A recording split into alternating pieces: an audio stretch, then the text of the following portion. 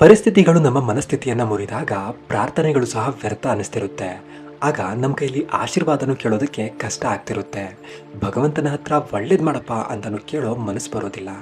ಬರೀ ನನ್ನ ದುಃಖ ಕಷ್ಟ ಒಂದು ಕ್ಷಣಕ್ಕೆ ಮಾಯ ಆದರೆ ಸಾಕು ಅನ್ನೋಷ್ಟು ನಾವು ಬೇಸತ್ತಿರ್ತೀವಿ. ಇದೆಲ್ಲ ಯಾವಾಗ ಮುಗಿಯುತ್ತೆ ಅಂತ ರೋದನೆ ಪಡ್ತಿರ್ತೀವಿ.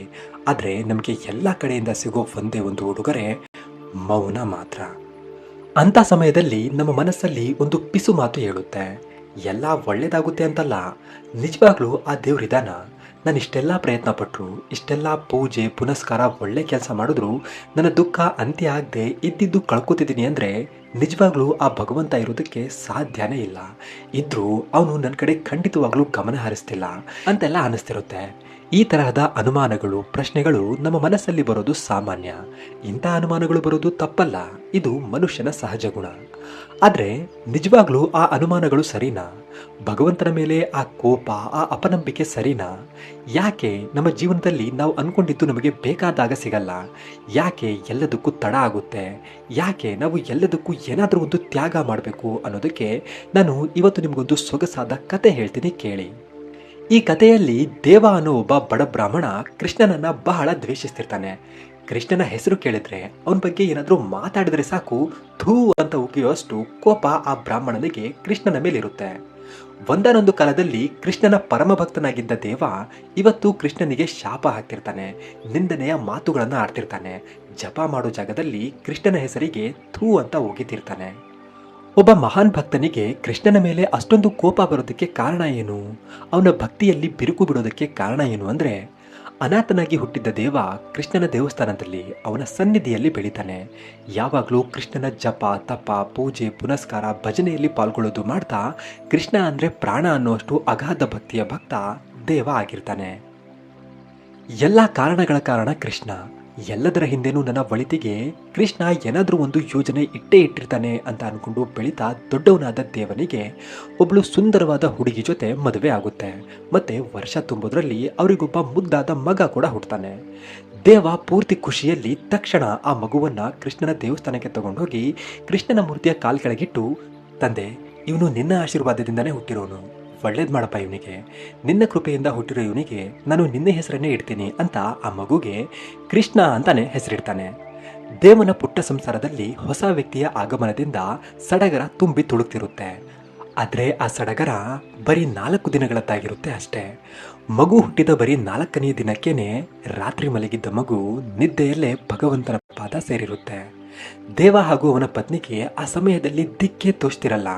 ಅರೆ, ರಾತ್ರಿ ಇನ್ನು ನಗ್ತಾ ಅಳ್ತಾ ಆಡ್ತಿದ್ದ ಮಗು ಬೆಳಿಗ್ಗೆ ಇಲ್ವಲ್ಲಪ್ಪ ಅಂತ ಆ ಮಗುನ ತಗೊಂಡೋಗಿ ಮನೇಲಿದ್ದ ಕೃಷ್ಣನ ಮೂರ್ತಿಯ ಪಾದದ ಕೆಳಗಿಟ್ಟು, ತಂದೆ, ಏನಿದು, ಯಾಕಪ್ಪ ಈ ಕಂದ ಏನ್ ಮಾಡಿತ್ತು, ಇಂಥ ಶಿಕ್ಷೆ ಯಾಕೆ ನಮಗೆ ಅಂತ ಆ ಮಗುವನ್ನ ತಪ್ಕೊಂಡು ದೇವ ತುಂಬಾ ಅಂದ್ರೆ ತುಂಬಾ ಗೋಳಾಡ್ತಾನೆ. ಮಗುಗೆ ಯಾವುದೇ ಕಾಯಿಲೆ ಇರಲ್ಲ, ಏನು ತೊಂದರೆ ತಾಪತ್ರೆಗಳಿರಲ್ಲ, ಏನು ಕೆಟ್ಟದ್ದಿರಲ್ಲ. ಆದರೂ ಆ ಮಗು ಹುಟ್ಟಿದ 4ನೇ ದಿನಕ್ಕೇನೆ ಕೊನೆ ಉಸಿರು ಹೇಳ್ತಿರುತ್ತೆ. ದೇವ ಮಗುವಿನ ಅಂತ್ಯ ಸಂಸ್ಕಾರ ಮುಗಿಸಿ ತನ್ನ ಪತ್ನಿಯನ್ನ ಸಮಾಧಾನ ಮಾಡ್ತಾನೆ. ನಮ್ಮ ಜೀವನದಲ್ಲಿ ನಡೆಯೋ ಎಲ್ಲ ಘಟನೆಗಳ ಹಿಂದೆನೂ ಒಂದಲ್ಲ ಒಂದು ಕಾರಣ ಇದ್ದೇ ಇರುತ್ತೆ. ಎಲ್ಲ ಕೃಷ್ಣಾರ್ಪಣ ಮಸ್ತು, ಎಲ್ಲ ಒಳ್ಳೇದಾಗುತ್ತೆ, ಇದು ನಮ್ಮ ಪರೀಕ್ಷೆಯ ಸಮಯ. ಇಂಥ ಸಮಯದಲ್ಲಿ ನಾವು ಧೈರ್ಯ ಗೆಡಬಾರ್ದು, ಅವನ ಮೇಲೆ ನಂಬಿಕೆ ಇರಲಿ, ಎಲ್ಲ ಒಳ್ಳೆಯದೇ ಆಗುತ್ತೆ ಅಂತ ಅವಳನ್ನ ಒಬ್ಬ ಜ್ಞಾನಿಯ ಹಾಗೆ ಸಮಾಧಾನ ಮಾಡಿ ತಾನು ಕೂಡ ಸಮಾಧಾನ ಆಗ್ತಾನೆ. ಕಾಲ ಕಳೆದಂತೆ ಅವರು ತಮ್ಮ ದುಃಖದಿಂದ ಹೊರ ಬಂದಿರ್ತಾರೆ. ಮತ್ತೆ ಮಾರನೇ ವರ್ಷ ಅವರಿಗೆ ಒಬ್ಳು ಸುಂದರವಾದ ಮಗಳು ಹುಟ್ಟುತ್ತಾಳೆ. ದೇವ ಹಾಗೂ ಅವನ ಪತ್ನಿಯ ದುಃಖ ಆ ಮಗಳ ಆಗಮನದಿಂದ ಅಂತ್ಯ ಆಗುತ್ತೆ. ದೇವ ಆ ಮಗುವನ್ನು ದೇವಸ್ಥಾನಕ್ಕೆ ತಗೊಂಡೋಗಿ ಕೃಷ್ಣನ ಪಾದದ ಕೆಳಗಿಟ್ಟು ಕಣ್ಣೀರಿಡ್ತಾ, ತಂದೆ, ಹೋದ ಮಗನ ಬಗ್ಗೆ ನಾನು ಚಿಂತೆ ಮಾಡ್ತಿಲ್ಲ. ನನ್ನ ಜೀವನದಲ್ಲಿ ಏನಾದರೂ ನಡೆದರೆ ಅದರಿಂದ ನೀನು ಏನಾದರೂ ಒಂದು ಕಾರಣ ಇಟ್ಟೇ ಇಟ್ಟಿರ್ತೀಯ. ನೀನು ಯಾವತ್ತೂ ನನಗೆ ಕೆಟ್ಟದ್ದು ಮಾಡಲ್ಲ ಅಂತ ಗೊತ್ತು. ಹಾಗಾಗಿ ಇವಳನ್ನಾದರೂ ಚೆನ್ನಾಗಿಡಪ್ಪ. ಇವಳಿಗೆ ನಾನು ನಿನ್ನ ಪರಮ ಭಕ್ತಿಯಾದ ಮೀರಾಬಾಯಿ ಹೆಸರಿಡ್ತೀನಿ ಅಂತ ಅವಳಿಗೆ ಮೀರಾ ಅಂತ ಹೆಸರಿಡ್ತಾನೆ. ಮನೆಯಲ್ಲಿ ಮೊದಲ ಹಾಗೇನೆ ಸಡಗರ ಸಂಭ್ರಮ ನಡೀತಿರುತ್ತೆ. ಹೆಣ್ಣೋ ಗಂಡೋ ಒಟ್ಟಿಗೆ ಮಕ್ಕಳಾದ್ವಲ್ಲ ಅಂತ ಎಲ್ಲರೂ ಖುಷಿ ಪಡ್ತಿರ್ತಾರೆ. ಆದರೆ ಮತ್ತೆ ಮೊದಲ ಹಾಗೇನೆ ಮತ್ತೆ ಆ ಮಗು ಕೂಡ 4 ದಿನಕ್ಕೇನೆ ಯಾಕೆ ಏನು ಅಂತ ಸುಳಿವು ಕೊಡದೆ ತೀರೋಗುತ್ತೆ. ದೇವನ ಮನಸ್ಸು ಛಿದ್ರ ಆಗ್ಬಿಡುತ್ತೆ. ಮತ್ತೆ ಅದೇ ದುಃಖ, ಅದೇ ಕಣ್ಣೀರು, ಅದೇ ನೋವು, ಬದಲಾವಣೆ ಏನೂ ಇರೋದಿಲ್ಲ. ಇದರಿಂದ ದೇವನಿಗೆ ನಿಧಾನವಾಗಿ ಕೃಷ್ಣನ ಮೇಲಿದ್ದ ನಂಬಿಕೆ ಕುಸಿತಾ ಬರುತ್ತೆ. ದೇವನ ಪುಟ್ಟ ಪರಿವಾರ ನೋವಿನ ಸಾಗರದಲ್ಲಿ ಮುಳುಗಿ ಹೋಗಿರುತ್ತೆ. ಆದರೆ ಈ ಸಲಾನು ದೇವ ತನ್ನನ್ನು ತಾನು ಸಮಾಧಾನ ಮಾಡಿಕೊಂಡು ಪತ್ನಿಯನ್ನು ಸಮಾಧಾನ ಮಾಡ್ತಾನೆ. ವರ್ಷಗಳು ಕಳೆದ ನಂತರ ದೇವನಿಗೆ ಮತ್ತೆ ಕೃಷ್ಣನ ಅನುಗ್ರಹದಿಂದ ಒಬ್ಬ ಮಗ ಹುಡ್ತಾನೆ. ಆದರೆ ಈ ಸಲ ಅವ್ರ ಮನೆಯಲ್ಲಿ ಮೊದಲಿನಷ್ಟು ಸಡಗರ ಸಂಭ್ರಮ ಇರೋದಿಲ್ಲ. 4 ದಿನದಲ್ಲಿ ಮತ್ತೆ ಎಲ್ಲಿ ಆ ಮಗುನು ತೀರ್ ಹೋಗುತ್ತೋ ಅನ್ನೋ ಭಯನೇ ಅವರ ಮನಸ್ಸಲ್ಲಿ ಮನೆ ಮಾಡಿರುತ್ತೆ. ದೇವ ಈ ಸಲ ಆ ಮಗುವನ್ನ ದೇವಸ್ಥಾನಕ್ಕೆ ತಗೊಂಡೋಗೋದಿಲ್ಲ, ಏನು ಹೆಸರು ಇಡೋದಿಲ್ಲ, ಹೆಚ್ಚು ಖುಷಿನೂ ಪಡೋದಿಲ್ಲ. ಎಲ್ಲ ಸಾಮಾನ್ಯವಾಗಿ ಮಿತವಾಗಿ ಸಂತೋಷ ಪಡ್ತಿರ್ತಾರೆ. ದೇವ ಆ ಮಗುವಿಗೆ ಏನೂ ಆಗದೆ ಇರಲಿ ಅಂತ ವ್ರತ, ಉಪವಾಸ, ಪೂಜೆ, ಪುನಸ್ಕಾರಗಳನ್ನ ಮಾಡ್ತಾನೆ. ಇನ್ನೊಂದ್ಸಲ ಅದೇ ದುರ್ಘಟನೆ ನಡೆಯೋದು ಬೇಡ ಅಂತ ಕೃಷ್ಣನಲ್ಲಿ ಬೇಡ್ಕೊಳ್ತಿರ್ತಾನೆ. ಆದರೂ ಯಾವುದೇ ಚಮತ್ಕಾರ ನಡೆಯೋದಿಲ್ಲ, ಯಾವುದೇ ಉತ್ತರನೂ ಸಿಗೋದಿಲ್ಲ. 4 ದಿನಕ್ಕೇನೆ ಆ ಮಗು ಸಹ ತೀರೋಗುತ್ತೆ. ಈ ಸಲ ದೇವನ ಮುಖದಲ್ಲಿ ದುಃಖದ ಒಂದು ಸಣ್ಣ ಗೆರೆನೂ ಇರೋದಿಲ್ಲ. ಬರೀ ಹತಾಶೆ ಹಾಗೂ ಮನಸ್ಸಲ್ಲಿ ತುಂಬಲಾಗದ ನೋವಿರುತ್ತೆ ಅಷ್ಟೇ. ಈ ಸಲ ದೇವನ ಮನಸ್ಸು ಸಂಪೂರ್ಣವಾಗಿ ಬದಲಾಗಿರುತ್ತೆ. ಪ್ರತಿ ಸಲ ಪತ್ನಿಯನ್ನ ದೇವರಿದ್ದಾನೆ, ಎಲ್ಲದರ ಹಿಂದೆನೂ ಏನಾದರೂ ಒಂದು ಕಾರಣ ಇದ್ದೇ ಇರುತ್ತೆ, ಒಳ್ಳೇದಾಗುತ್ತೆ ಅಂತ ಸಮಾಧಾನ ಮಾಡ್ತಿದ್ದವನು ಮಾತುಕತೆ ಇಲ್ಲದೆ ಚಿಂತೆ ಮಾಡ್ತಾ ಕೂತಿರ್ತಾನೆ. ಮತ್ತೆ ಅವನನ್ನ ಸಮಾಧಾನ ಮಾಡೋರು ಅಲ್ಲಿ ಯಾರೂ ಇರೋದಿಲ್ಲ. ಇದು ಇಲ್ಲಿಗೆ ನಿಲ್ಲಲ್ಲ. ಅವನ ಪತ್ನಿ 4ನೇ ಮಗುವಿಗೆ ಜನ್ಮ ಕೊಡ್ತಾ ಅವಳು ಸಹ ತೀರೋಗ್ತಾಳೆ. ಮತ್ತೆ 4ನೇ ಮಗು ಸಹ 4 ದಿನಕ್ಕೇನೆ ಸಾವನ್ನಪ್ಪುತ್ತೆ. ಇದರಿಂದ ದೇವನಿಗೆ ಕೃಷ್ಣನ ಮೇಲಿದ್ದ ಎಲ್ಲ ಭಕ್ತಿ, ನಂಬಿಕೆ ಹೋಗಿ ಬರೀ ನಿರಾಶೆ, ಕೋಪ ಮಾತ್ರ ಉಳಿದಿರುತ್ತೆ. ದೇವ ಕೃಷ್ಣ ಭಗವಂತನ ಮೇಲೆ ಎಷ್ಟು ಕುಪಿತನಾಗಿರ್ತಾನೆ ಅಂದರೆ, ದೇವರ ಹೆಸರು ಕೇಳಿದ್ರೆ, ಕೃಷ್ಣನ ಮಾತು ಕೇಳಿದ್ರೆ ಛೀ ಅಂತ ಉಗಿಯುವಷ್ಟು ದುಃಖ, ಕೋಪ ಅವನ ಮನಸ್ಸಲ್ಲಿ ಮನೆ ಮಾಡಿರುತ್ತೆ. ದೇವ ಯಾವಾಗಲೂ ಮನಸ್ಸಲ್ಲಿ ಆ ಹಸುಗೂಸುಗಳು ಏನು ಪಾಪ ಮಾಡಿದ್ವು, ಯಾಕೆ ಅವರು ನನ್ನಿಂದ ಕಿತ್ಕೊಂಡೆ, ನಾನೇನು ಪಾಪ ಮಾಡಿದ್ದೆ ಅಂತ ನನ್ನನ್ನು ಮತ್ತೆ ಅನಾಥನಾಗಿ ಮಾಡಿದೆ, ಭಕ್ತರನ್ನ ಗೋಳೈಗಳು ನೀನು ಒಬ್ಬ ಭಗವಂತನ ಅಂತೆಲ್ಲ ಮನಸ್ಸಲ್ಲಿ ಹತಾಶೆ, ದುಃಖವನ್ನು ತುಂಬಿಕೊಂಡು ಕೃಷ್ಣನ ಮೇಲೆ ಕೋಪ ತೋರಿಸ್ತಿರ್ತಾನೆ. ಹೀಗೆ ಕಾಲ ಕಳೀತಾ ಬರುತ್ತೆ. ಜನ ಎಲ್ಲ ದೇವನ ಬಗ್ಗೆ ಮಾತಾಡೋದಕ್ಕೆ ಶುರು ಮಾಡಿರ್ತಾರೆ. ಅವನೇನೋ ಮಾಡಬಾರ್ದು ಮಾಡಿರಬೇಕು, ಅದಕ್ಕೆ ದೇವರು ಕೂಡ ಅವನಿಂದ ಮುನಿಸ್ಕೊಂಡಿದ್ದಾನೆ. ಅವನ ಭಕ್ತಿನೇ ಸುಳ್ಳೇನೋ, ಮನಸ್ಸಲ್ಲಿ ಏನೆಲ್ಲ ಕೆಟ್ಟ ಕೆಟ್ಟ ಭಾವನೆ ಇಟ್ಕೊಂಡು ಪೂಜೆ ಪುನಸ್ಕಾರ ಅಂತ ನಾಟಕ ಮಾಡಿದ್ನೋ, ಹೋದ ಜನ್ಮದಲ್ಲಿ ಏನು ಪಾಪ ಮಾಡಿದಾನೋ, ಅವನ ಹಣೆ ಬರಾನೇ ಸರಿ ಇಲ್ವೇನೋ, ಹಾಗೆ ಹೀಗೆ ಅಂತೆಲ್ಲ ಮಾತಾಡ್ತಿರ್ತಾರೆ. ದುಃಖದಲ್ಲಿರೋರ ಬಗ್ಗೆ, ಕಷ್ಟದಲ್ಲಿರೋರ ಬಗ್ಗೆ ಉಲ್ಟಾ ಮಾತಾಡೋ ಇಂಥ ದರಿದ್ರ ಜನರು ಊರಲ್ಲಿ ಇರೋದೇ ಬೇಡ ಅಂತ ದೇವ ಅವನ ಮನೆ, ಊರು, ಕೇರಿ ಎಲ್ಲ ಬಿಟ್ಟು ತುಂಬ ದೂರ ಬೇರೆ ಊರಿಗೆ ವಲಸೆ ಬರ್ತಾನೆ. ಆದರೆ ಆ ಊರಲ್ಲೂ ಕೂಡ ಒಂದು ಕೃಷ್ಣನ ದೇವಸ್ಥಾನ ಇರುತ್ತೆ. ದೇವ ಕೋಪದಲ್ಲಿ ಮುಗುಳ್ನಗ್ತಾ ಹೇಳ್ತಾನೆ, ನಾನು ಎಲ್ಲಿ ಹೋದ್ರೂ ನನ್ನ ಸವಾಸ ಬಿಡಲ್ಲ ಅಲ್ವಾ ನೀನು? ಅಲ್ಲಿ ಅನಾಥನಾಗಿದ್ದವನಿಗೆ ಎಲ್ಲ ಕೊಟ್ಟು ನಿರ್ದಾಕ್ಷಿಣ್ಯವಾಗಿ ಎಲ್ಲವನ್ನು ಕಿತ್ಕೊಂಡೆ, ನೋಡೋಣ ಇಲ್ಲೇನೇನು ಮಾಡ್ತೀಯಾ ಅಂತ ದೇವ ಅವನ ಮುಂದಿನ ಜೀವನದ ಮೇಲೆ ಗಮನ ಕೊಡ್ತಾನೆ. ಆದರೆ ದೇವನಿಗೆ ಪ್ರತಿದಿನ ಅವನ ಕನಸಲ್ಲಿ ಅವನ 4 ಜನ ಮಕ್ಕಳು ಹಾಗೂ ಪತ್ನಿ ಬಂದು ಅವನ ಪೂರ್ವ ದಿನಗಳ ದುಃಖ ಅವನನ್ನು ಕಾಡಿಸ್ತಿರುತ್ತೆ. ದೇವ ಎಷ್ಟೇ ಕಷ್ಟಪಟ್ಟರೂ ಅವನ ದುಃಖ ಹಾಗೂ ಚಿಂತೆಯಿಂದ ಹೊರಬರೋದಕ್ಕೆ ಆ ಕನಸುಗಳು ಹಾಗೂ ನೆನಪುಗಳು ಬಿಡ್ತಾನೆ ಇರಲ್ಲ. ಹೀಗಿರ್ಬೇಕಾದ್ರೆ ಒಂದಿನ ದೇವ ಅವನ ಚಿಂತೆ ಹಾಗೂ ಕೆಟ್ಟ ನೆನಪುಗಳಿಗೆ ಬೇಸತ್ತು ಆತ್ಮಹತ್ಯೆ ಮಾಡಿಕೊಳ್ಳೋ ನಿರ್ಧಾರ ಮಾಡ್ತಾನೆ. ದೇವ ಊರ ಪಕ್ಕದಲ್ಲಿದ್ದ ಕೆರೆಗೆ ಹಾರಿ ಜೀವ ಬಿಡೋ ನಿರ್ಧಾರ ಮಾಡಿ ಮನೆಯಿಂದ ಹೊರಗಡೆ ಬರ್ತಿರ್ಬೇಕಾದ್ರೆ ಅವನಿಗೆ ಊರಲ್ಲಿದ್ದ ಕೃಷ್ಣ ದೇವಸ್ಥಾನ ಸಿಗುತ್ತೆ. ದೇವ ಕೃಷ್ಣನ ಮೂರ್ತಿ ಕಡೆ ನೋಡಿ, ನನ್ನ ಸಂತೋಷ, ನನ್ನ ನೆಮ್ಮದಿ ಅಷ್ಟೇ ಯಾಕೆ, ನನ್ನ ಜೀವನನೇ ಕಿತ್ಕೊಂಡೆ, ಇನ್ನು ನನ್ನ ಯಾಕೆ ಉಳಿಸಿದ್ಯಾ, ತಗೋ ನನ್ನ ಜೀವನ ತಗೊಂಡು ಹಾಳಾಗಿ ಹೋಗು ಅಂತ ಹೇಳಿ ಕೆರೆ ಕಡೆ ಹೋಗ್ತಾನೆ. ದೇವ ಆ ಕಡೆ ಈ ಕಡೆ ಏನು ಯೋಚನೆ ಮಾಡಲ್ಲ, ಹೋಗಿದ್ದೆ ಕೆರೆಯಲ್ಲಿ ದಪ್ಪ ಅಂತ ಬಿದ್ದುಬಿಡ್ತಾನೆ. ದೇವನಿಗೆ ಈಜಕ್ಕೆ ಬರದೆ ಕೆರೆಯಲ್ಲಿ ಮುಳುಗ್ತಾ ಹೋಗ್ತಾನೆ. ಉಸಿರು ಕಟ್ಟಿ ಕಣ್ಣೆಲ್ಲ ಮಂಜು ಮಂಜಾಗ್ತಾ ಅವನ ಸುತ್ತ ಕಗ್ಗತ್ತಲೆ ಆವರಿಸ್ಕೊಳ್ಳುತ್ತೆ. ಅಂಥ ಸಮಯದಲ್ಲಿ ಅವನಿಗೆ ಗೊತ್ತಿಲ್ಲದೇನೆ ಅವನ ಬಾಯಲ್ಲಿ ಕೊನೆಯ ಸಲ ಕೃಷ್ಣ ಅಂತ ಬಂದ್ಬಿಡುತ್ತೆ. ದೇವನಿಗೆ ಉಸಿರು ಕಟ್ಟಿ ಕಗ್ಗತ್ತಲೆ ಆವರಿಸ್ಕೊಂಡಾಗ ಆ ಕಗ್ಗತ್ತಲೆಯಲ್ಲಿ ಅವನಿಗೆ ಒಂದು ದಿವ್ಯ ಬೆಳಕು ಕಾಣುತ್ತೆ. ಆ ಬೆಳಕಿನಲ್ಲಿ ಭಗವಾನ್ ಶ್ರೀ ಕೃಷ್ಣ ಅವರು ನಿಂತಿರ್ತಾರೆ. ದೇವ ಕೋಪದಲ್ಲಿ ಹೇಳ್ತಾನೆ, ಸತ್ರು ನನ್ನ ಬಿಡ್ತಿಲ್ವಲ್ಲ ನೀನು, ಏನು ಪಾಪ ಮಾಡಿದ್ದೆ ನಾನು, ಯಾಕೆ ನನ್ನ ಹಿಂದೆ ಹೀಗೆ ಬಿದ್ದಿದ್ಯಾ ಅಂತ ಕೇಳ್ತಾನೆ. ಕೃಷ್ಣ ಮುಗುಳ್ನಗ್ತಾ ದೇವನ ಹತ್ರ ಬರ್ತಾನೆ. ಮತ್ತೆ ಯಾಕೆ, ಏನಾಯಿತು, ನನ್ನ ಮೇಲೆ ಅಷ್ಟೊಂದು ಕೋಪ ಯಾಕೆ, ನನ್ನ ಎಂಥ ದೊಡ್ಡ ಭಕ್ತ ನೀನು, ನೀನು ಎಲ್ರಿಗಿಂತಲೂ ಹೆಚ್ಚು ಪ್ರೀತಿಸಿದ್ದ ಕೃಷ್ಣ, ನಿನ್ನ ಪ್ರಾಣ ಆಗಿದ್ದ ನಾನೇ ನಿನ್ನ ಮುಂದೆ ನಿಂತಿರುವಾಗ ಇನ್ನೇನು ಬೇಕು ನಿನಗೆ, ನಿನ್ನ ಈ ಅಸಭ್ಯ ನಡವಳಿಕೆಗೆ ಕಾರಣ ಏನು ಅಂತ ಕೇಳ್ತಾನೆ. ಆಗ ದೇವ, ಎಲ್ಲ ಗೊತ್ತಿದ್ರೂ ಗೊತ್ತಿಲ್ಲದೆ ಇರೋ ಹಾಗೆ ನಾಟಕ ಆಡಬೇಡ ನೀನು ಅಂತ ಹೇಳ್ತಾನೆ. ಆಗ ಕೃಷ್ಣ, ಆದರೂ ನಾನು ನಿನ್ನ ಬಾಯಲ್ಲೇ ಕೇಳಬೇಕು ಅಂತಿದ್ದೀನಿ, ಏನಾಯಿತು ಅಂತ ಹೇಳು, ನಾನು ಎಲ್ಲದಕ್ಕೂ ಉತ್ತರ ಕೊಡ್ತೀನಿ ಅಂತ ಹೇಳ್ತಾನೆ. ಆಗ ದೇವ ಕೋಪದಲ್ಲಿ, ಏನಾಯ್ತಾ, ನಾನು ನಿನಗೆ ಕೇಳಿದ್ನ ನನಗೆ ಪತ್ನಿ ಮಕ್ಕಳು ಕೊಡು ಅಂತ ನೀನೇ ಕೊಟ್ಟೆ. ಕೊಟ್ಮೇಲೆ ಸುಮ್ಮನೆ ಇರ್ಬೇಕು ತಾನೆ? ಅನ್ಯಾಯವಾಗ ಅವ್ರನ್ನು ಕಿತ್ಕೊಂಡೆ. ನನ್ನ ಮಕ್ಕಳು ಏನು ಪಾಪ ಮಾಡಿದ್ವು? ಇನ್ನೂ ಪ್ರಪಂಚನೇ ನೋಡದೇ ಇದ್ದ ನನ್ನ ಕಂದ ಮಗಳನ್ನು ನನ್ನಿಂದ ಯಾಕೆ ಕಿತ್ಕೊಂಡೆ? ಯಾಕೆ? ನನ್ನ ಸಂತೋಷ ನಿನಗೆ ಇಷ್ಟ ಆಗಲಿಲ್ವಾ? ಇಲ್ಲ ನನ್ನ ಭಕ್ತಿಯಲ್ಲೇ ಏನಾದರೂ ಕಡಿಮೆ ಇತ್ತಾ ಅಂತ ಕೋಪದಲ್ಲಿ ಕಣ್ಣೀರಿಡ್ತಾ ಕೇಳ್ತಾನೆ. ಆಗ ಕೃಷ್ಣ, ಯೋಚನೆ ಮಾಡಬೇಕಾಗಿರೋ ವಿಷಯನೇ. ನೀನು ಹೇಳ್ತಿರೋದ್ರಲ್ಲೂ ಅರ್ಥ ಇದೆ. ನೀನು ನನಗೆ ಅದು ಬೇಕು ಇದು ಬೇಕು ಅಂತ ಕೇಳಿಲ್ಲ. ಆದರೂ ನಾನು ನಿನಗೆ ಏನೇನು ಅವಶ್ಯಕತೆ ಇತ್ತೋ ಆ ಎಲ್ಲ ಸಂತೋಷ ಕೊಟ್ಟೆ, ಹೌದು ತಾನೇ? ದೇವ ಹೇಳ್ತಾನೆ, ಹಾಂ ಹೌದು, ಆದರೆ ಆ ಸಂತೋಷ ಕ್ಷಣಿಕ ಮಾತ್ರ. ಅಂಥ ಸಂತೋಷ ಯಾರಿಗೆ ಬೇಕಿತ್ತು ಅಂತ ಹೇಳ್ತಾನೆ. ಆಗ ಕೃಷ್ಣ, ಜೀವನನೇ ಒಂದು ಕ್ಷಣಿಕ, ಅಂಥದ್ರಲ್ಲಿ ಸುಖ ಸಂತೋಷ ಇವುಗಳು ದೀರ್ಘವಾಗಿರುತ್ತೆ ಅಂತ ಹೇಗೆ ಅನ್ಕೊಂಡೆ ನೀನು? ಮದುವೆ ಆದಾಗ ಮಕ್ಕಳಾದಾಗ ಓಡ್ ಬಂದು, ಕೃಷ್ಣ ನಿನ್ನ ಕೃಪೆ ಇದು, ನೀನು ಕಾರಣಗಳ ಕಾರಣ, ನಿನ್ನಿಂದನೇ ಎಲ್ಲ ಅಂತ ಹೇಳಿ ಸಂಭ್ರಮ ಪಟ್ಟೋನು ದುಃಖ ಬಂದಾಗ ಆ ಕಾರಣಗಳ ಕಾರಣನಾದ ನನ್ನನ್ನು ಮರ್ತೇಗೋದೆ. ಇದೇನಾ ನಿನ್ನ ಭಕ್ತಿ? ಸುಖ ಬಂದಾಗ ಹಿಗ್ಗೋದು, ದುಃಖ ಬಂದಾಗ ಕುಗ್ಗೋದು. ಸುಖ ಬಂದಾಗ ದೇವರೇ ನೀನು ಒಳ್ಳೆಯವನು, ಅದೇ ಕಷ್ಟ ಬಂದಾಗ ದೇವರೇ ನೀನು ಕೆಲ್ಸಕ್ಕೆ ಬಾರದೇ ಇರೋನು ಅಲ್ಲ? ನನ್ನ ಮಕ್ಕಳು ಅಂತಿದೀಯಾ?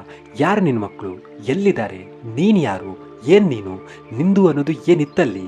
ನೀನು ಬದುಕಿದ್ದು ನಿನ್ನ ಹೆಂಡತಿ ಮಕ್ಕಳ ಜೊತೆ ಸುಖವಾಗಿದ್ದಿದ್ರು, ನೀನು ಸುಖ ಸಂತೋಷದಿಂದ ನಿನ್ನ ಮಕ್ಕಳ ಜೊತೆ ರಾಜ್ಯ ಆಳಿದಿದ್ರು, ನೀನು ಇಲ್ಲೇ ಹೀಗೆ ಬರ್ತಿದ್ದೆ.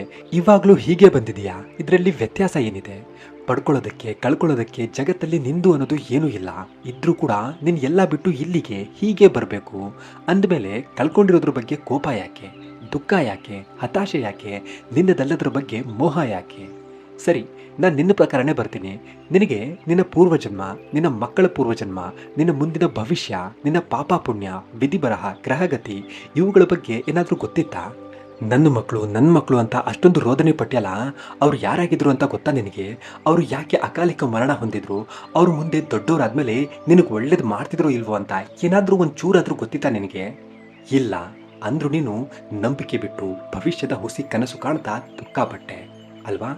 ಹಾಗಾದರೆ ಕೇಳು, ಆ 4 ಜನ ಮಕ್ಕಳು ಹೋದ ಜನ್ಮದಲ್ಲಿ ನನ್ನ ಪರಮ ಭಕ್ತರಾಗಿದ್ದರು. ಅವರಿಗೆ ಮೋಕ್ಷ ಸಿಗೋದಕ್ಕೆ ಬೇರೆ ಬೇರೆ ಕಾರಣಗಳ ಅಡಚಣೆ ಇತ್ತು. ಅವುಗಳಿಂದ ಹೊರಬಂದು ಅವರಿಗೆ ಮೋಕ್ಷ ಪಡೆಯೋದಕ್ಕೆ ಇದ್ದ ಒಂದೇ ಒಂದು ದಾರಿ ನನ್ನ ಪರಮ ಭಕ್ತನ ಮಕ್ಕಳಾಗಿ ಹುಟ್ಟಿ 4 ದಿನದ ಪುಣ್ಯಾರ್ಜನೆ ಮಾಡೋದು. ನಿನ್ನ ವಿಧಿಲಿಖಿತ, ನಿನ್ನ ಪೂರ್ವಜನ್ಮದ ಕರ್ಮಗಳ ಋಣ, ನಿನ್ನ ತಂದೆ ತಾಯಿಯ ಪಾಪ ಪುಣ್ಯ ಎಲ್ಲ ಸೇರಿಸಿ ನಿನ್ನ ಭಾಗ್ಯದಲ್ಲಿ ಅಷ್ಟೇ ದುಃಖ ಇದ್ದಿತ್ತು. ಅದನ್ನು ನೀನು ಅನುಭವಿಸಲೇಬೇಕಿತ್ತು. ಇಲ್ಲ ಅಂದಿದ್ರೆ ನಿನಗೆ ಇನ್ನೂ ದೊಡ್ಡ ದೊಡ್ಡ ಗಂಡಾಂತರಗಳಿದ್ವು. ಪತ್ನಿಯಿಂದ ರೋದನೆ, ಮಕ್ಕಳಿಂದ ಹೊದೆ, ದೀರ್ಘಕಾಲದವರೆಗೂ ಶಾರೀರಿಕ ಹಾಗೂ ಮಾನಸಿಕ ರೋಗ ಇನ್ನೂ ತುಂಬ. ಹಾಗಾಗಿ ನೀನು ನನ್ನ ಪ್ರಿಯ ಭಕ್ತನಾಗಿದ್ದರಿಂದ ಅವುಗಳನ್ನು ಒಂದೇ ಸಲ ಬಗೆಹರಿಸೋದಕ್ಕೆ ಅವರು ನಿನ್ನ ಮಕ್ಕಳಾಗಿ ಹುಟ್ಟೋದು ಅನಿವಾರ್ಯ ಆಗಿತ್ತು. ಹಾಗಾಗಿ ಅವರು ನಿನ್ನ ಮಕ್ಕಳಾಗಿ ಹುಟ್ಟಿ ಸದ್ಗತಿ ಹೊಂದಿದ್ರು. ಮತ್ತೆ ಅವರಿಂದ ನಿನ್ನ ದುಃಖದ ದಿನಗಳು, ನಿನ್ನ ಎಲ್ಲ ಋಣ ಮುಗಿದು ನೀನು ಋಣಮುಕ್ತನಾಗಿದ್ದೆ. ಮತ್ತೆ ನಿನ್ನ ಭವಿಷ್ಯ ಉಜ್ವಲವಾಗಿತ್ತು. ನೀನು ಇದನ್ನೆಲ್ಲ ಅರ್ಥ ಮಾಡ್ಕೊಳ್ಳೋದಕ್ಕೆ ಅಶಕ್ತನಾಗಿದ್ರು. ನನ್ನ ಮೇಲೆ ನಂಬಿಕೆ ಇಟ್ಟಿರ್ತೀಯ ಅನ್ಕೊಂಡಿದ್ದೆ. ಆದರೆ ನೀನು ನಿನ್ನೆ ಚಿಂತೆ ಮಾಡ್ತಾ, ಇಲ್ಲದ ದುಃಖ ಪಡ್ತಾ, ಪ್ರಯೋಜನ ಇಲ್ಲದ ಕೋಪ ತೋರಿಸ್ತಾ, ಕಷ್ಟ ಕಾಲದಲ್ಲಿ ಪತ್ನಿಯನ್ನ ಸರಿಯಾಗಿ ಗಮನಿಸದೆ ನಿನ್ನ ಕರ್ಮಗಳ ಕಾರಣ ನೀನು ನಿನ್ನ ಭವಿಷ್ಯವನ್ನ ಹಾಳು ಮಾಡಿಕೊಂಡು ನಿನ್ನ ಪತ್ನಿಯನ್ನ ಕಳ್ಕೊಂಡೆ. ಅಷ್ಟು ಸಾಲಿಲ್ಲ ಅಂತ ಜನರ ಅಪ್ರಯೋಜಕ ಮಾತಿಂದ ಊರ್ ಬಿಟ್ಟು ಬಂದು ಈಗ ಆತ್ಮಹತ್ಯೆ ಮಾಡ್ಕೊಂಡಿದ್ಯಾ. ಈಗ ಹೇಳು, ನಿನ್ನ ಕೋಪ ಯಾಕೆ? ಯಾರ ಮೇಲೆ ಅಂತ ಕೃಷ್ಣ ದೇವನನ್ನ ಕೇಳ್ತಾನೆ. ದೇವನಿಗೆ ಮಾತೇ ಇಲ್ಲ. ಸಾಕ್ಷಾತ್ ಭಗವಂತನೇ ಮುಂದೆ ನಿಂತು ಒಳ್ಳೆ ಸ್ನೇಹಿತನ ಹಾಗೆ ಪ್ರಶ್ನೆ ಕೇಳ್ತಿರುವಾಗ ಅವನು ಏನು ಉತ್ತರ ಕೊಡೋದಕ್ಕೆ ಸಾಧ್ಯ ಹೇಳಿ? ಭಗವಂತನ ಪ್ರಶ್ನೆಗಳ ಸರಮಾಲೆ ಕೇಳಿ ದೇವನ ಕಣ್ಣಲ್ಲಿ ಕಣ್ಣೀರು ಹರಿತಿರುತ್ತೆ. ಆಗ ದೇವ, ಇಲ್ಲ ತಂದೆ, ನನಗೆ ಉತ್ತರ ಗೊತ್ತಿಲ್ಲ. ನಿನ್ನನ್ನು ಅರ್ಥ ಮಾಡ್ಕೊಳ್ಳೋದ್ರಲ್ಲಿ ನಾನೇ ಎಲ್ಲೋ ತಪ್ಪು ಮಾಡಿದ್ದೀನಿ ಅಂತ ಅನಿಸ್ತಿದೆ ನನಗೆ. ದಯವಿಟ್ಟು ನನ್ನನ್ನು ಕ್ಷಮಿಸಿ, ನನಗೆ ಏನಾದರೂ ಒಂದು ದಾರಿ ತೋರಿಸು ಅಂತ ಬೇಡ್ಕೋತಾನೆ. ಆಗ ಸದಾ ಮುಗುಳ್ನಗ್ತಿದ್ದ ಕೃಷ್ಣನಿಗೆ ಅವನ ಮಹಾಭಕ್ತನ ಮೇಲೆ ಕೋಪ ಬಂದಿರುತ್ತೆ. ಆಗ ಕೃಷ್ಣ ಹೇಳ್ತಾನೆ, ದಾರಿ ತೋರಿಸೋದಾಗಿರಲಿ, ನನ್ನ ಜೀವನ ಸುಖ ಸಂತೋಷ ಎಲ್ಲ ಕಿತ್ಕೊಂಡೆ ಅಂತ ಹೇಳಿದೆ ಅಲ್ವಾ? ಕೋಪ ತೋರಿಸ್ದೆ, ಶಾಪ ಹಾಕ್ದೆ. ಸರಿ, ನಾನು ನಿನಗೆ ಇನ್ನೊಂದು ಅವಕಾಶ ಕೊಡ್ತೀನಿ. ನಿನಗೆ ಬೇಕಿದ್ದ ಆ ಎಲ್ಲ ಸುಖ ಸಂತೋಷ ಒಳ್ಳೆಯದು ಅನ್ನೋದು ಭೂಮಿಯಲ್ಲಿ ಏನಿದೆಯೋ ಅದನ್ನೆಲ್ಲ ಕೊಡ್ತೀನಿ. ನಾನು ನೋಡಬೇಕು ನಿನ್ನ ಸುಖ ಸುಪ್ಪತ್ತಿಗೆಯಿಂದ ಏನು ಹೊತ್ಕೊಂಡ್ಬರ್ತೀಯ ಇಲ್ಲಿಗೆ ಅನ್ನೋದನ್ನು ನಾನು ನೋಡಬೇಕು. ಹೋಗು, ನೀನು ಕಳ್ಕೊಂಡಿದ್ದೆಲ್ಲ ನಿನಗೆ ವಾಪಸ್ ಸಿಗುತ್ತೆ, ಅದಕ್ಕಿಂತ ಹೆಚ್ಚೇ ಸಿಗುತ್ತೆ. ಆದರೆ ಅದರಲ್ಲಿಂದ ಏನಾದರೂ ಒಂದು ತರಬೇಕು ನೀನು ಇಲ್ಲಿಗೆ. ತರಲಿಲ್ಲ ಅನ್ಕೋ, ನೀನು ತರೋ ತನಕ ನಿನ್ನ ಪುನರ್ಜನ್ಮ ಮತ್ತೆ ಮತ್ತೆ ಆಗ್ತಾನೆ ಇರುತ್ತೆ. ಹೋಗು ಅಂತ ಕೃಷ್ಣ ಆ ಮಹಾಭಕ್ತನಿಗೆ ಮಾಯೆ ಅಂದ್ರೇನು ಅನ್ನೋ ಮಹಾಪಾಠವನ್ನು ಕಲಿಸೋ ನಿರ್ಧಾರ ಮಾಡ್ತಾನೆ. ದೇವ ಬೇಡ ತಂದೆ, ನನಗೆ ಮತ್ತೊಂದು ಸಲ ಆ ನರಕ ಬೇಡ, ನನ್ನನ್ನು ಕ್ಷಮಿಸ್ಬಿಡು, ದಯವಿಟ್ಟು ನನ್ನನ್ನು ಕ್ಷಮಿಸ್ಬಿಡು ಅಂತ ಬೇಡ್ತಿರ್ತಾನೆ. ಅಷ್ಟೊತ್ತಿಗೆ ದೇವನಿಗೆ ಪಟ್ ಅಂತ ಎಚ್ಚರಿಕೆ ಆಗುತ್ತೆ. ದೇವ ಎದ್ದ ಮೇಲೂ ಗಾಬರಿಯಿಂದ ತಂದೆ ತಂದೆ ಅಂತ ಅಂತಿರ್ತಾನೆ. ಆಗ ಆ ಕಡೆ ಈ ಕಡೆ ನೋಡಿದಾಗ ಅಲ್ಲಿ ಕೃಷ್ಣ ಇರೋದಿಲ್ಲ. ದೇವನಿಗೆ ಒಂದು ಪುಟ್ಟ ಗುಡಿಸಲಲ್ಲಿ ಎಚ್ಚರಿಕೆ ಆಗಿರುತ್ತೆ. ಆಗ ದೇವನಿಗೆ ನೆನಪಿಗೆ ಬರುತ್ತೆ, ಅರೆ ನಾನು ಸಾಯ್ಬೇಕು ಅಂತ ಕೆರೆಗೆ ಹರಿದ್ನಲ್ವಾ, ಇಲ್ಲಿಗೆ ಹೇಗೆ ಬಂದೆ ಅಂತ ಯೋಚನೆ ಮಾಡ್ತಿರ್ತಾನೆ. ಆಗ ಆ ಗುಡಿಸಲೊಳಗೆ ಒಬ್ಳು ಸುಂದರವಾದ ಹುಡುಗಿ ಬಂದು ದೇವನ ಮುಂದೆ ಕೈ ಕಟ್ಕೊಂಡು ಕೋಪದಲ್ಲಿ ಅವನನ್ನೇ ನೋಡ್ತಾ ನಿಂತ್ಕೋತಾಳೆ. ದೇವ ಕೇಳ್ತಾನೆ, ಯಾರಮ್ಮ ನೀನು, ನಾನು ಇಲ್ಲಿಗೆ ಹೇಗೆ ಬಂದೆ ಅಂತ. ಆಗ ಆ ಹುಡುಗಿ, ಅಲ್ಲ, ನೋಡೋದಕ್ಕೆ ದಷ್ಟಪುಷ್ಟವಾಗಿ ಒಳ್ಳೆ ಗಟ್ಟಿ ಗಂಡಸ್ ಥರ ಕಾಣಿಸ್ತಿದ್ಯಾ, ಅಂಥದ್ರಲ್ಲಿ ಹೇಡಿ ಹಾಗೆ ಆತ್ಮಹತ್ಯೆ ಮಾಡ್ಕೊಳ್ಳೋ ಧಾಡಿ ಏನು ಬಂತು ನಿನಗೆ ಅಂತ ಕೇಳ್ತಾಳೆ. ಅವಳ ಮಾತು ಕೇಳಿ ದೇವ ತಲೆ ಕೆರ್ಕೋತಾನೆ. ಅಯ್ಯೋ ಏನು ಹೇಳಪ್ಪ ಇವಳಿಗೆ, ಗಟ್ಟಿ ಗಂಡಸು ಅಂತ ಬೇರೆ ಹೇಳ್ತಿದ್ದಾಳೆ, ಇವಾಗ ಹೆಂಡತಿ ಮಕ್ಕಳು ಸತ್ತೋದ್ರು ಅದಕ್ಕೆ ಅಂತ ಹೇಳಿದ್ರೆ ಪಕ್ಕ ಹೋಗಿತಾಳೆ, ಏನು ಮಾಡ್ಲಪ್ಪ ಅಂತ ಯೋಚನೆ ಮಾಡಿ ಕಾಲ್ಜಾರ್ ಬಿದ್ದುಬಿಟ್ಟೆ ಅಂತ ಹೇಳ್ತಾನೆ. ಆಗ ಹುಡುಗಿ, ನಿನ್ನ ಕೆರೆಗೆ ಹರಿದ್ದನ್ನ ನಾನೇ ಕಣ್ಣಾರೆ ನೋಡಿದೆ, ಕಾಲ್ಜಾರ್ ಬಿದ್ದುಬಿಟ್ಟೆ ಅಂತ ಸುಳ್ಳು ಹೇಳ್ತಿದೆಯಲ್ಲ, ಇರಲಿ ಬಿಡು, ಗಂಡಸ್ರ ಮನಸ್ಸಲ್ಲಿ ಏನೇನು ರಹಸ್ಯ ಇರುತ್ತೋ ಆ ಶಿವಪ್ಪಂಗೆ ಮಾತ್ರ ಗೊತ್ತು, ಹೇಳೋ ಇಷ್ಟ ಇಲ್ಲ ಅಂದರೆ ಪರವಾಗಿಲ್ಲ, ಊಟ ಗೀಟ ಮಾಡಿ ಸುಧಾರಿಸ್ಕೊಂಡು ಹೋಗು, ಒಂದೇ ಜೀವನ ಇರೋದು, ಶಿವಪ್ಪ ಕಾಯೋ ತಂದೆ ಅಂತ ಅವನ ಜಪ ತಪ ಮಾಡ್ತಾ ಜೀವನ ಕಳೆದು ಅವನ ಪಾದ ಸೇರ್ಕೊಳ್ಳೋದು ನೋಡು, ಅದನ್ನು ಬಿಟ್ಟು ಈ ಅಮೂಲ್ಯ ಮಾನವ ಜೀವನವನ್ನು ಯಾಕೆ ಆತ್ಮಹತ್ಯೆ ಮಾಡಿಕೊಂಡು ಹಾಳು ಮಾಡ್ಕೋತೀರಾ ಅಂತ ಬುದ್ಧಿವಾದ ಹೇಳ್ತಾಳೆ. ದೇವ ಆ ಕಡೆ ಈ ಕಡೆ ನೋಡಿದಾಗ ಆ ಗುಡಿಸಲಲ್ಲಿ ಒಂದು ಶಿವಲಿಂಗ ಇರುತ್ತೆ. ಆ ಹುಡುಗಿ ಮಹಾದೇವನ ಪರಮ ಭಕ್ತೆ ಆಗಿರ್ತಾಳೆ. ದೇವ ಆ ಶಿವಲಿಂಗ ನೋಡಿ, ಒಬ್ಬನ ನಂಬಿದ್ದಕ್ಕೆ ಅವನ್ನೆಲ್ಲ ಕಿತ್ಕೊಂಡು ನಾಮ ಇಟ್ಟ, ಇನ್ನು ಇವನೇನಿಡ್ತಾನೋ ಅಂತ ಹೇಳಿ ಅಲ್ಲಿಂದ ಮನೆ ಕಡೆ ಹೋಗ್ತಾನೆ. ದೇವನಿಗೆ ಆ ಹುಡುಗಿಯ ಮಾತು, ಅವಳ ಸೌಂದರ್ಯ, ಅವಳ ಭಕ್ತಿಯ ಒಳ್ಳೆ ಗುಣ ಎಲ್ಲ ತುಂಬಾನೇ ಇಷ್ಟ ಆಗ್ಬಿಡುತ್ತೆ. ಅವನಿಗೆ ಆ ಹುಡುಗಿಯಲ್ಲಿ ತನ್ನ ಮೊದಲ ಪತ್ನಿ ಕಾಣಿಸ್ತಿರ್ತಾಳೆ.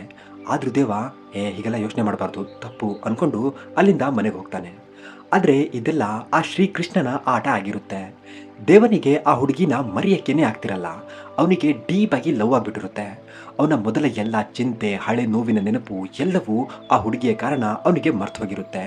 ಕೂತ್ರು, ನಿಂತರು, ಮಲಗಿದ್ರು, ಏನೇ ಮಾಡಿದ್ರು ದೇವನಿಗೆ ಬರೀ ಆ ಹುಡುಗಿನೇ ಕಾಣ್ತಿರ್ತಾಳೆ. ದಿನಗಳೆದಂತೆ ದೇವನನ್ನ ಕೃಷ್ಣ ಆ ಹುಡುಗಿಯ ನೆನಪಲ್ಲಿ ಹುಚ್ಚ ಮಾಡಿರ್ತಾನೆ. ದೇವ ಅವಳನ್ನ ಮದುವೆ ಆಗಬೇಕು, ಅವಳನ್ನ ಅವಳ ಬಡತನದಿಂದ ಹೊರತಂದು ಒಂದೊಳ್ಳೆ ಬಾಳ್ ಕೊಡಬೇಕು ಅಂತ ಯೋಚನೆ ಮಾಡ್ತಾನೆ. ಆದರೆ ಅವನಿಗೆ ಗೊತ್ತಿರಲ್ಲ, ಅವಳಿಗೆ ಆಲ್ರೆಡಿ ಒಳ್ಳೆ ಬಾಳಿರುತ್ತೆ, ಇವನಿಗೇನೆ ಇರಲ್ಲ. ದೇವ ಹೆಚ್ಚು ಸಮಯ ವ್ಯರ್ಥ ಮಾಡದೆ ಅವಳಿಗೆ ಮದುವೆ ಪ್ರಸ್ತಾವನೆ ಕೊಡ್ತಾನೆ. ಆ ಹುಡುಗಿನೂ ಸ್ವಲ್ಪ ಯೋಚನೆ ಮಾಡ್ತಾಳೆ. ದೇವ ಅವನ ಜೀವನದ ಎಲ್ಲ ಸತ್ಯ ಘಟನೆಗಳನ್ನ ಹೀಗೀಗೆ ಅಂತ ಹಂಚ್ಕೋತಾನೆ. ದೇವನ ಸತ್ಯ ಹೇಳೋ ಬುದ್ಧಿ, ಅವನ ನಡವಳಿಕೆ, ಅವನ ಗುಣ ಎಲ್ಲ ಆ ಹುಡುಗಿಗೂ ಇಷ್ಟ ಆಗಿ ಅವರಿಬ್ರು ಒಂದು ಶಿವನ ದೇವಸ್ಥಾನದಲ್ಲಿ ಮದುವೆ ಆಗ್ತಾರೆ.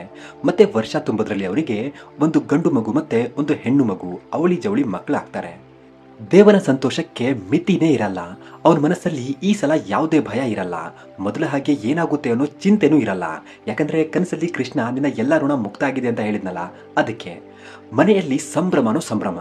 ದೇವ ಅಷ್ಟೊತ್ತಿಗಾಗ್ಲೇ ಹೊಸ ವ್ಯಾಪಾರ ಶುರು ಮಾಡಿರ್ತಾನೆ. ಕೃಷ್ಣ ಹೇಳಿದ್ನಲ್ಲ, ನೀನು ಬಯಸಿದ್ದೆಲ್ಲ ಸಿಗುತ್ತೆ, ಭೂಮಿಯಲ್ಲಿರೋ ಎಲ್ಲ ಸುಖ ಸಂತೋಷ ಸಿಗುತ್ತೆ ಅಂತ. ಹಾಗಾಗಿ ಮಕ್ಕಳು ಹುಟ್ಟಿದ ಮೇಲೆ ಅವನ ವ್ಯಾಪಾರ ದಿಢೀರಂತ ಜೋರಾಗಿ ಅವನು ಒಳ್ಳೆ ಲಾಭ ಕಾಣ್ತಿರ್ತಾನೆ. ಮಕ್ಕಳು ಹುಟ್ಟಿದ ಖುಷಿಯಲ್ಲಿ ದೇವನ ಪತ್ನಿ ಅನ್ನ ಸಂತರ್ಪಣೆ ಮಾಡಿಸ್ತಾಳೆ. ಊರಲ್ಲೆಲ್ಲ ದಾನ ಧರ್ಮ ಮಾಡಿಸಿ ಸಂಭ್ರಮಾಚರಣೆ ಇರುತ್ತೆ. ಹಾಗೆ ಮುಂದೆ ಕಾಲ ಕಳೆದಂತೆ ಇನ್ನೂ 3 ವರ್ಷದ ಒಳಗಡೆ ದೇವನಿಗೆ ಮತ್ತೆ 2 ಗಂಡು ಮಕ್ಕಳು ಹುಟ್ಟುತ್ತಾರೆ.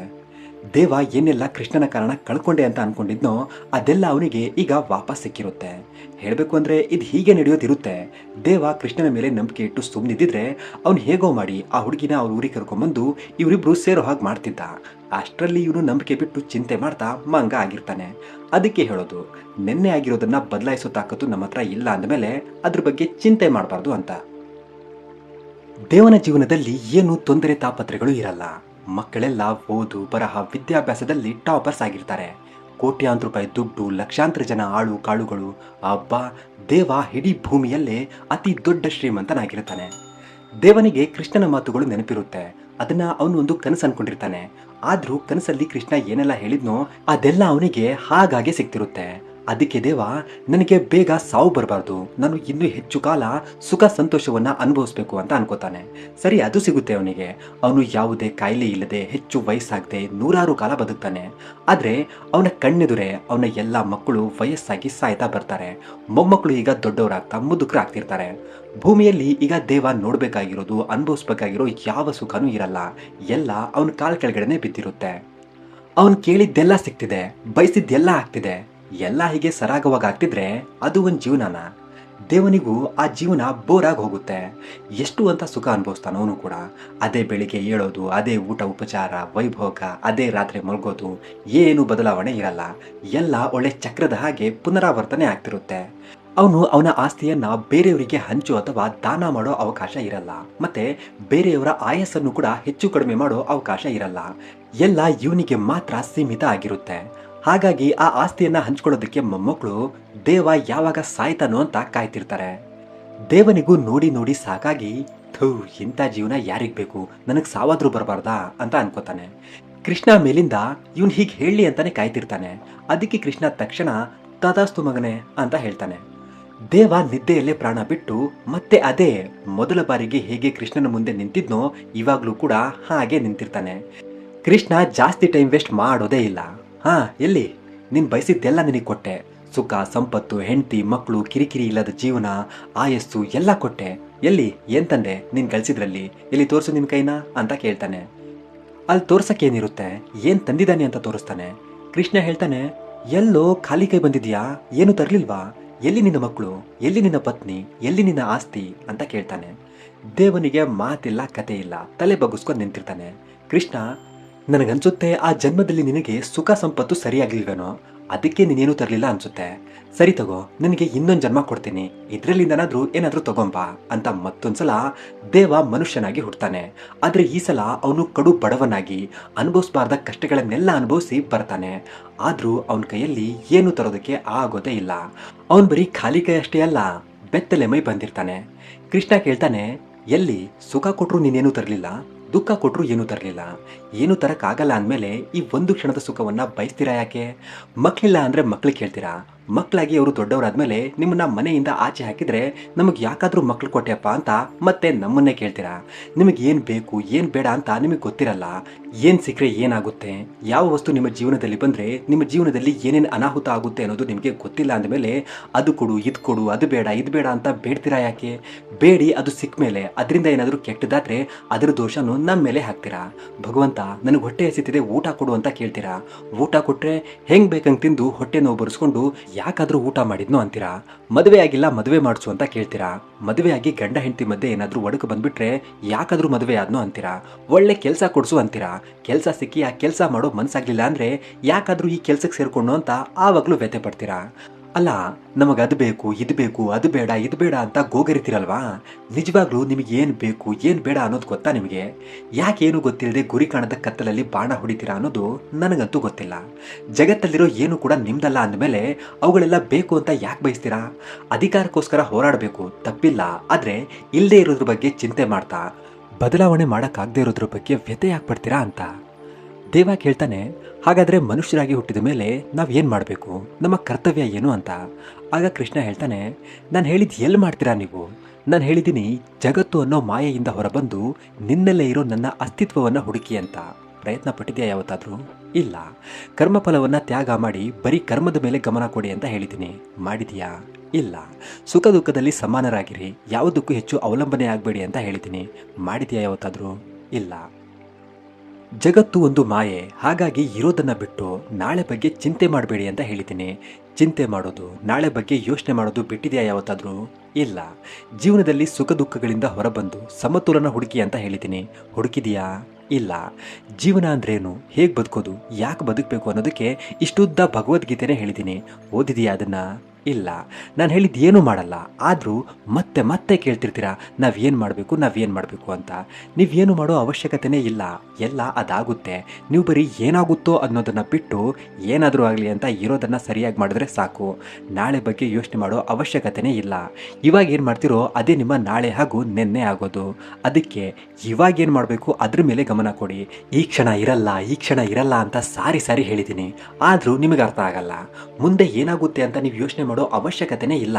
ಅಪ್ಪ ಕೃಷ್ಣ ಕಾಪಾಡಪ್ಪ ಅಂತ ಹೇಳಿ ನಿಮ್ಮ ಇರೋ ಬರೋ ಚಿಂತೆ ದುಃಖನೆಲ್ಲ ನನ್ನ ಮೇಲೆ ಹಾಕ್ಬಿಟ್ಟು ನಿಮ್ಮ ಕರ್ತವ್ಯ ಮಾಡ್ತಾ ಆರಾಮವಾಗಿದ್ದರೆ ಸಾಕು. ನಿಮಗೇನು ಬೇಕು ಏನು ಬೇಡ ಎಲ್ಲವನ್ನು ನಾನು ವ್ಯವಸ್ಥೆ ಮಾಡ್ತೀನಿ ಅಂತ ಹೇಳಿ ಕೃಷ್ಣ ದೇವನಿಗೆ ನೋಡು ಅಲ್ಲಿ ಅಂತ ಭೂಲೋಕ ತೋರಿಸ್ತಾನೆ. ಅಲ್ಲೊಬ್ಬ ವ್ಯಕ್ತಿ ಅವನ ನೋವು ಚಿಂತೆ ದುಃಖದಲ್ಲಿ ಮುಳುಗಿ ಕೃಷ್ಣ ಕಾಪಾಡಪ್ಪ ಅಂತಿರ್ತಾನೆ. ಆಗ ಕೃಷ್ಣ ದೇವನಿಗೆ ಅವನನ್ನು ತೋರಿಸಿ, ನೋಡು, ಇವಾಗೆಲ್ಲಾದ್ರೂ ನಾನು ಅವನ ಚಿಂತೆ ನೋವಿಂದ ಹೊರತಂದೆ ಅಂದ್ರೆ ಅವನ ಭವಿಷ್ಯ ನೋಡು. ಅವನ ದುಃಖದಿಂದ ಇವಾಗೆಲ್ಲಾದ್ರೂ ಅವನು ಹೊರಬಂದ ಅಂದ್ರೆ ಕೆಲವೇ ದಿನಗಳಲ್ಲಿ ಅವನು ಅದಕ್ಕಿಂತ ದುಪ್ಪಟ್ಟು ನೋವು ಅನುಭವಿಸ್ತಾನೆ. ಅದ್ರ ಮುಂದೆ ಈಗ ಅನುಭವಿಸ್ತಿರೋದು ತುಂಬಾ ಚಿಕ್ಕದು. ಅವನ ವ್ಯಥೆ ಮುಗಿಯೋದಕ್ಕೆ ಇನ್ನು ಕೆಲವೇ ದಿನ ಬಾಕಿ ಇದೆ. ಹಾಗಾಗಿ ಚಿಂತೆ ಬಿಟ್ಟು ಅವನ ಕೆಲಸ ಮಾಡಿದ್ರೆ ಸಾಕು. ಆ ನೋವು ಅವನಿಗೆ ಅರಿವೇ ಆಗೋದಿಲ್ಲ. ಆದ್ರೆ ನೋಡು, ಅವನು ಕಷ್ಟದ ಬಗ್ಗೆ ಚಿಂತೆ ಮಾಡ್ತಾ ಹೇಗೆ ವ್ಯಥೆ ಪಡ್ತಿದ್ದಾನೆ ಅಂತ. ನಿಮ್ಮ ಜೀವನದಲ್ಲಿ ಬಂದಿರೋ ಎಲ್ಲ ಪರಿಸ್ಥಿತಿಗಳು ನಿಮ್ಮೊಳ್ಳೆದಕ್ಕೇನೆ, ಕೆಟ್ಟದ್ದೇನೂ ಇಲ್ಲ. ಎಲ್ಲರನ್ನೂ ಎಲ್ಲವನ್ನೂ ನಾನು ನೋಡ್ತಿರ್ತೀನಿ. ಯಾರಿಗೇನು ಕೊಡಬೇಕು, ಯಾರ ಹತ್ರ ಏನು ಕಿತ್ಕೋಬೇಕು ಎಲ್ಲ ನನಗೆ ಚೆನ್ನಾಗಿ ಗೊತ್ತು.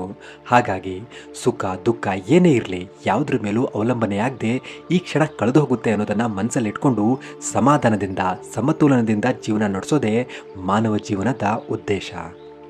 ಕೃಷ್ಣ ದೇವನಿಗೆ ಮುಂದೆ ಹೇಳ್ತಾನೆ, ಮಾನವನಾಗಿ ಹುಟ್ಟಿದ ಮೇಲೆ ಏನು ಮಾಡಬೇಕು ಅಂತ ಕೇಳ್ತೀಯಲ್ವಾ? ಏನು ಮಾಡಬೇಕು ಅಂತ ನಿನಗೆ ಗೊತ್ತಾಗುತ್ತೆ, ಹೋಗು ಅಂತ ಹೇಳಿದ ಮೇಲೆ ದೇವ ಇನ್ನೊಂದು ಸಲ ಒಂದು ಸಾಮಾನ್ಯ ಪರಿವಾರದಲ್ಲಿ ಜನ್ಮ ತಾಳ್ತಾನೆ. ದೇವನಿಗೆ ಯೋಚನೆ ಮಾಡೋ ಬುದ್ಧಿ ಬಂದ ಮೇಲೆ ಅವನಿಗೆ ಕೃಷ್ಣನ ಎಲ್ಲ ಮಾತುಗಳು ನೆನಪಿಗೆ ಬರುತ್ತೆ. ಆಗ ಅವನು ಮಾಡೋ ಒಂದೇ ಒಂದು ಕೆಲಸ, ಈಗ ಎಚ್ಚರಿಕೆ ಇರೋ ಈ ಸಮಯವನ್ನು ಸಂಪೂರ್ಣವಾಗಿ ಆನಂದವಾಗಿ ಕಳೆಯೋದು. ಸುಖ ದುಃಖ ಎಲ್ಲ ಲೆಕ್ಕಕ್ಕೆ ಇಲ್ಲ.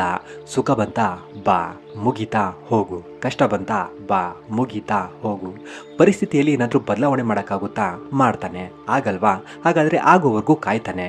ಒಟ್ಟಿಗೆ ಮನಸ್ಸನ್ನು ಕಲುಷಿತ ಮಾಡ್ಕೊಳ್ದೆ ಸಂತೋಷದಿಂದ ಮುಂದೆ ಸಾಕ್ತಾನೆ. ಅಷ್ಟೇ ಜೀವನ. ದೇವ ಅವನ ಕೈಲಾದ ಕೆಲಸ ಮಾಡ್ತಾನೆ. ಬಂದಿದ್ರಲ್ಲಿ ಸಂತೋಷ ಪಡ್ತಾನೆ. ಬರಲಿಲ್ಲ ಅಂದರೆ ನಾನು ತಗೊಂಡು ಹೋಗೋದು ಏನೂ ಇಲ್ಲ, ಟೆನ್ಷನ್ ಯಾಕೆ ಅಂತ ಅದರಲ್ಲೂ ಸಂತೋಷ ಪಡ್ತಾನೆ. ಇರೋದನ್ನು ಬಳಸ್ತಾನೆ, ಇಲ್ಲದೇ ಇದ್ದರೆ ಕಷ್ಟಪಟ್ಟು ಗಳಿಸ್ತಾನೆ, ಹೆಚ್ಚಿದ್ರೆ ಅವಶ್ಯಕತೆ ಇರೋರಿಗೆ ನೀಡ್ತಾನೆ. ಅದನ್ನು ಬಿಟ್ಟು ಭಗವಂತನ ಹತ್ರ ನನಗದು ಬೇಕು ಇದು ಬೇಕು ಅದು ಬೇಡ ಇದು ಬೇಡ ಅಂತ ಏನೂ ಕೇಳ್ತಿರ್ಲಿಲ್ಲ. ಸುಖ ದುಃಖ ನೋವು ನಲಿವು ಬಂದಿದ್ದನ್ನೆಲ್ಲವನ್ನು ಸಮಾನವಾಗಿ ತೂಗಿಸಿ ಜೀವನ ಅನ್ನೋದನ್ನು ಅರ್ಥ ಮಾಡಿಕೊಂಡು ಆತ್ಮಸಂತೃಪ್ತಿಯ ಸಂಪೂರ್ಣ ಜೀವನವನ್ನು ಅನುಭವಿಸಿದ ನಂತರ ಮತ್ತೆ ಕೃಷ್ಣನ ಹತ್ರ ಹೋಗ್ತಾನೆ. ಕೃಷ್ಣ ಮತ್ತೆ ಕೇಳ್ತಾನೆ, ಈ ಸಲ ಏನ್ ತಂದೆ ಅಂತ. ದೇವ ಈ ಸಲ ನಾನು ಬಹು ಅಮೂಲ್ಯವಾದ ವಸ್ತುವನ್ನು ತಂದಿದ್ದೀನಿ ಅಂತ ಹೇಳ್ತಾನೆ. ಕೃಷ್ಣ ಏನು ಅಂತ ಕೇಳ್ತಾನೆ. ಆಗ ದೇವ, ನಾನೇ, ನನ್ನನ್ನು ನಾನು ತಂದಿದ್ದೀನಿ. ಜಗತ್ತಿನ ಎಲ್ಲ ಐಹಿಕ ಮೋಹ ಮಾಯೆಯನ್ನು ಅಲ್ಲೇ ಬಿಟ್ಟು ಯಾವ ಬಂಧನವಿಲ್ಲದ ಸಂಪೂರ್ಣನಾದ ನಾನು ನನ್ನನ್ನೇ ತಂದಿದ್ದೀನಿ, ಅರ್ಪಣೆ ಮಾಡ್ಕೋ ಅಂತ ಹೇಳ್ತಾನೆ. ಆಗ ಕೃಷ್ಣ ಮುಗುಳ್ನಗ್ತಾ ದೇವನನ್ನು ತಪ್ಕೋತಾನೆ. ಮತ್ತೆ ಮಾಯೆಯನ್ನು ಮರೆತು ತನ್ನಲ್ಲಿ ತಾನು ಸುಖವಾಗಿರೋದನ್ನೇ ಆತ್ಮಸಂತೃಪ್ತಿ ಅಂತಾರೆ. ಆ ಆತ್ಮಸಂತೃಪ್ತಿಯಲ್ಲಿ ನನ್ನನ್ನು ಕಾಣೋದು ಸದ್ಗತಿ ಅಂತಾರೆ. ನಿನಗೆ ಆ ಸದ್ಗತಿ ಸಿಕ್ಕಿದೆ, ಇನ್ಮುಂದೆ ನೀನು ನನ್ನ ಜೊತೆ ನನ್ನ ಲೋಕದಲ್ಲಿ ವಾಸ ಮಾಡ್ತೀಯಾ ಅಂತ ದೇವನಿಗೆ ಭೂಲೋಕಕ್ಕಿಂತ ಉತ್ತಮ ಲೋಕವಾದ ಭಗವದ್ಧಾಮದಲ್ಲಿ ಜಾಗ ನೀಡಲಾಗುತ್ತೆ. ಸೊ ಸ್ನೇಹಿತರೆ, ಈ ನೋವು ನಲಿವು ಸುಖ ದುಃಖ ಎಲ್ಲ ಒಂದು ಮಾಯೆ, ಒಂದು ಭ್ರಮೆಯಷ್ಟೇ. ನೋವನ್ನ ಸುಖವಾಗಿ ನೋಡಿದ್ರೆ ಅದು ಸುಖವಾಗಿ ಬದಲಾಗುತ್ತೆ, ಸುಖವನ್ನ ನೋವಾಗಿ ನೋಡಿದ್ರೆ ಅದು ನೋವಾಗಿ ಬದಲಾಗುತ್ತೆ. ಉದಾಹರಣೆಗೆ, ನಮಗೆ ಬೇಕಾಗಿರೋದು ಸಿಕ್ಕಿಲ್ಲ ಅಂತ ಚಿಂತೆ ಮಾಡಿದ್ರೆ ಅದು ದುಃಖ. ಸಿಕ್ಕರೆ ಸಿಗ್ಲಿ ಬಿಟ್ರೆ ಬಿಡ್ಲಿ, ಇರೋದ್ರಲ್ಲೇ ನಾನು ಮಸ್ತಾಗಿರ್ತೀನಿ ಅಂತ ಅನ್ಕೊಂಡ್ರೆ ಅದು ಸುಖ. ಇವಾಗ ನೀವೇ ಹೇಳಿ, ಈ ಸುಖ ದುಃಖವನ್ನ ನಿಯಂತ್ರಣ ಮಾಡೋರು ಯಾರು ಅಂತ? ಭಗವಂತನ ಇಲ್ಲ ನಾವೇನಾ ಅಂತ? ಎಲ್ಲ ನಮ್ಮ ಕೈಲೇ ಇರುತ್ತೆ, ನಾವೇ ಮಾಡ್ಕೊಳ್ಳೋದು. ನಾವೇನಾದರೂ ಮಾಡೋದ್ರಲ್ಲಿ ಸರಿ ತಪ್ಪು ಇದ್ರೆ ಭಗವಂತ ಅದನ್ನ ತಿತ್ತಾನೆ ಅಷ್ಟೇ. ಸುಖ ದುಃಖ ಏನಾದರೂ ಇರಲಿ, ಬಂದಿದ್ದು ಬರಲಿ ನೋಡ್ಕೋತೀನಿ ಅಂತ ಚಿಂತೆ ಬಿಟ್ಟಿರೋರೇ ಸುಖವಾಗಿರೋದು. ನಾಳೆ ಏನಾಗುತ್ತೋ, ನಮ್ಮ ಹಣೆ ಬರ ಸರಿ ಇಲ್ಲ, ನಾವು ದುಃಖದಲ್ಲಿದ್ದೀವಿ ಕಷ್ಟದಲ್ಲಿದ್ದೀವಿ ಅಂತ ಚಿಂತೆ ಮಾಡೋರು ಎಷ್ಟೇ ದೊಡ್ಡ ಶ್ರೀಮಂತರು ಇಲ್ಲ ಬಡವರಾಗಿದ್ರೂ ಅಂಥವರೇ ಮಾನಸಿಕ ನೋವು ಹಾಗೂ ಚಿಂತೆಯಲ್ಲಿ ವ್ಯಥೆ ಪಡ್ತಿರೋದು. ಒಂದು ಸಲ ಯೋಚನೆ ಮಾಡಿ, ನಿಮ್ಮ ಕಷ್ಟ ನೋವು ಚಿಂತೆ ಇವೆಲ್ಲ ಹೋಗ್ಬಿಟ್ರೆ ನೀವು ಸುಖವಾಗಿ ಇದ್ಬಿಡ್ತೀರಾ? ಯಾರಿಗೊತ್ತು, ಆ ನೋವು ಆ ಕಷ್ಟವೇ ನಿಮ್ಮ ಅಸ್ತಿತ್ವಕ್ಕೆ ಕಾರಣ ಆಗಿರ್ಬೋದಲ್ಲ. ಎಲ್ಲಾದರೂ ಆ ಕಷ್ಟ ನಿಮ್ಮ ಜೀವನದಿಂದ ಹೋಗ್ಬಿಟ್ರೆ ಇನ್ನು ದೊಡ್ಡ ಕಷ್ಟ ಸಾವು ನೋವಿನ ಸ್ಥಿತಿ ಬರೋದಿರ್ಬೋದಲ್ಲ. ಕಷ್ಟ ಹೋದ್ಮೇಲೆ ನಿಮಗೆ ಸುಖನೇ ಸಿಗಬೇಕು ಅನ್ನೋದೇ ಏನೂ ಇಲ್ಲ. ಆ ಕಷ್ಟಕ್ಕಿಂತಲೂ ಇನ್ನೂ ದೊಡ್ಡ ಕಷ್ಟ ಬಂದರೂ ಬರ್ಬೋದು, ಹೇಳಕ್ಕಾಗಲ್ಲ. ಅದಕ್ಕೆ ಜೀವನದಲ್ಲಿ ಏನಾದರೂ ಇರಲಿ ಏನಾದರೂ ಬಿಡಲಿ, ಇರೋದನ್ನ ಹೋಗು ಅನ್ಬಾರ್ದು, ಇಲ್ಲದೆ ಇರೋದನ್ನ ಬಾ ಅನ್ಬಾರ್ದು. ಯಾಕಂದ್ರೆ ಕೆಲವೊಂದ್ಸಲ ಸುಖದ ಬಯಕೆಯಲ್ಲಿ ಬೀದಿಲಿ ಹೋಗ್ತಿರೋ ಮಾರಿನ ನಾವೇ ಮನೆಗೆ ಬಾ ಅಂತ ಕರ್ಕೊಂಡಾಗುತ್ತೆ. ಹಾಗಾಗಿ ಯಾವ ವಿಚಾರ ನಮ್ಮ ಜೀವನದಲ್ಲಿ ಬಂದರೆ ಹೋದರೆ ನಮ್ಮ ಜೀವನದಲ್ಲಿ ಏನೇನು ಬದಲಾವಣೆ ಆಗುತ್ತೆ ಅನ್ನೋದು ಮೇಲಿರೋನಿಗೊಬ್ಬನಿಗೆ ಬಿಟ್ಟರೆ ನಮಗೆ ನಿಮಗೆ ಗೊತ್ತಿಲ್ಲ. ಅದಕ್ಕೆ ಆ ನಿರ್ಧಾರವನ್ನು ಅವನಿಗೆ ಬಿಟ್ಬಿಡೋಣ. ಕಷ್ಟನೋ ಸುಖನೋ ನೀನು ಮಡಗ್ದಂಗಿರ್ತೀನಿ ಅಂತ ಚಿಂತೆ ಬಿಟ್ಟು ಆರಾಮವಾಗಿರೋದಕ್ಕೆ ಪ್ರಯತ್ನ ಪಡಿ, ಎಲ್ಲ ಒಳ್ಳೆಯದೇ ಆಗುತ್ತೆ. ಇಲ್ಲಿವರೆಗೂ ತಾಳ್ಮೆಯಿಂದ ಕತೆ ಕೇಳ್ತಿದ್ದೀರಾ ಅಂದರೆ ಕೊನೆಗೆ ನಿಮಗೊಂದು ಪ್ರಶ್ನೆ ಕೇಳ್ತೀನಿ. ಕತೆಯಿಂದ ಕಲಿತ ಸಾರಾಂಶ ಅಥವಾ ನಿಮ್ಮ ಅನುಭವವನ್ನು ಬಳಸಿ ಉತ್ತರ ಹೇಳಿ. ನಿಮ್ಮ ಪ್ರಕಾರ ನಿಜವಾದ ಸುಖ ಶಾಂತಿ ನೆಮ್ಮದಿ ಅಂದ್ರೇನು? ಹಾಗೆ ನಿಜವಾದ ವ್ಯಥೆ, ನೋವು, ದುಃಖ ಅಂದ್ರೇನು? ತಪ್ಪದೆ ಕಮೆಂಟ್ ಮಾಡಿ. ನಿಮ್ಮ ಅನುಭವದ ಕಮೆಂಟಿಂದ ನನಗೇನಾದರೂ ಒಳ್ಳೇದು ಕಲಿಯೋದಕ್ಕೆ ಸಿಕ್ಕರೂ ಸಿಗ್ಬಹುದು. ಧನ್ಯವಾದಗಳು.